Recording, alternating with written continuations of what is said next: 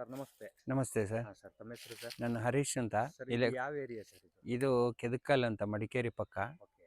ಹಾಂ ಸೊ ಇದು ಈ ಕಾಫಿ ಗಿಡ ನೋಡಿದೆ ಸರ್ ಇವಾಗ. ಹಾಂ ಇದು ಯಾವ ತಳಿ ಸರ್ ಇದು? ಇದು ಇದು ಅರಬಿಕಾ. ಓಕೆ. ಅರಬಿಕಾ. ಹಾಂ ಹಾಂ ಇವಾಗೆಲ್ಲ ಏನು ಸರ್ ಇದು? ವಿಶೇಷತೆ ಅಂತ ಹೇಳಿದ್ರೆ ಇವಾಗ ಕುಯ್ಲಿಗೆ ಬಂದಿದೆ ಇದು. Okay okay. ಕುಯ್ಲಿಗೆ ಬಂದಿದೆ, ಹಾಂ. ಹಣ್ಣಾಗಿದೆ. ಇವಾಗ ಅದನ್ನೆಲ್ಲ ಕುಯ್ದು ಒಣಗಿಸಿ ನೀಟಾಗಿ ಇನ್ನು ಪಲ್ಪರ್ ಮಾಡಿ ಅದನ್ನು ಈಗ ಸೇಲ್ ಮಾಡೋವಂಥದ್ದಷ್ಟೇ. ಹಾಂ ಇದೆಲ್ಲವುದು ನೀವೇ ಕೂಡ ಪ್ರೊಸೆಸ್ ಮಾಡ್ತೀರಾ ಇಲ್ಲ ಎಲ್ಲರೂ ಹೊರಗಡೆ ಕಳಿಸ್ಕೊಡ್ತೀರಾ ಸರ್? ಸರ್, ನಾವಿಲ್ಲಿ ಲೋಕಲ್ಗೆ ಕೊಡ್ತೀವಿ. ಓಕೆ. ಮಾಮೂಲಿ ಕಾಫಿ ಕ್ಯೂರಿಂಗ್ ವರ್ಕ್ಸ್ ನಮ್ಮಲ್ಲೇ ಸುಮಾರು ಇದೆ. ಹಾಂ ಹಾಂ ಎಲ್ಲ ಕ್ಯೂರಿಂಗ್ ವರ್ಕ್ಸ್ಗೆ ನಾವು ಕೊಡ್ತೀವಿ. ಕಾಫಿನ ಹಂಗೆ ಒಣಗಿಸಿ ಉಂಡಿನೇ ಕೊಟ್ಬಿಡ್ತೀವಿ, ಉಂಡೆ ಉಂಡೆ ಕಾಫಿನೇ.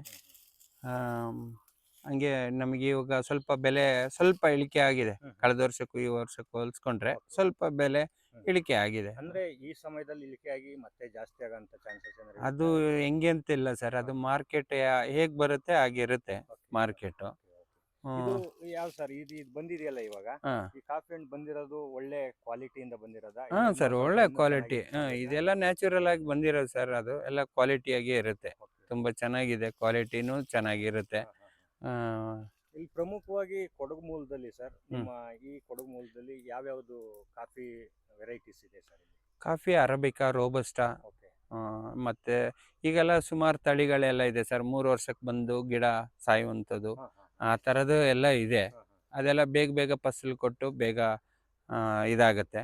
ಬಟ್ ಇದೆಲ್ಲ ತುಂಬ ಎಷ್ಟೋ ವರ್ಷಗಳ ಕಾಲ, 100 ವರ್ಷಗಳ ಕಾಲ ಎಲ್ಲ ಇರುವಂಥ ಗಿಡಗಳು. ಇದೆಲ್ಲ ಎಷ್ಟು ದಿವಸದ್ದು ಗಿಡ ಸರ್?